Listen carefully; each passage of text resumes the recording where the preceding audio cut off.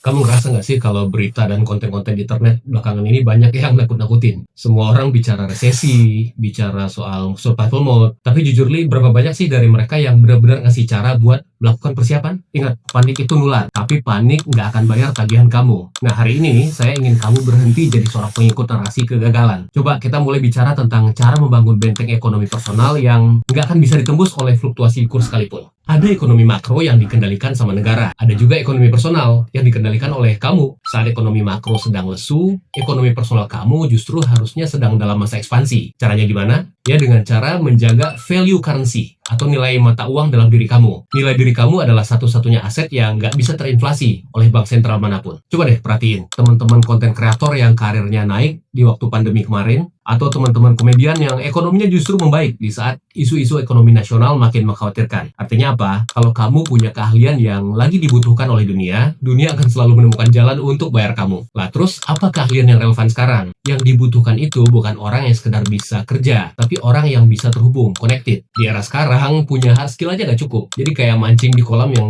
gak ada ikannya. Inilah alasan mengapa bahasa asing jadi sangat krusial. Bahasa asing itu udah kayak kabel yang menghubungkan skill kamu ke pasar yang lebih luas. Kalau nggak ada kemampuan komunikasi global, keahlian hebat kamu itu hanya akan dihargai dengan standar lokal. Sayang banget. Saya ingin kamu mulai bangun portfolio yang bisa dimengerti oleh klien di Berlin, Tokyo, New York, Shanghai. Jadi, kamu harus berhenti nunggu kondisi ekonomi membaik untuk mulai belajar. Justru karena kondisi sekarang lagi menantang nih, kamu tuh harus punya daya tawar yang lebih tinggi dari orang lain. Jangan habisin energi kamu cuma ngeluh soal harga barang yang naik, tapi pakai energi ini untuk memastikan bahwa di masa depan, harga barang-barang itu udah terasa murah, karena pendapatan kamu udah jauh melampaui batas rata-rata. Ingat, peluang cuma berpindah kepada mereka yang paling siap dan paling kompeten. Jadi lepasin deh mentalitas follower atau mentalitas pengikut ini. Kita perlu mulai membangun kekuatan ekonomi personal dari sekarang. Fokus pada ningkatin kualitas diri, bukan sekedar bertahan hidup. Saya percaya sih dengan value yang tepat, kamu nggak akan pernah tersesat di market manapun.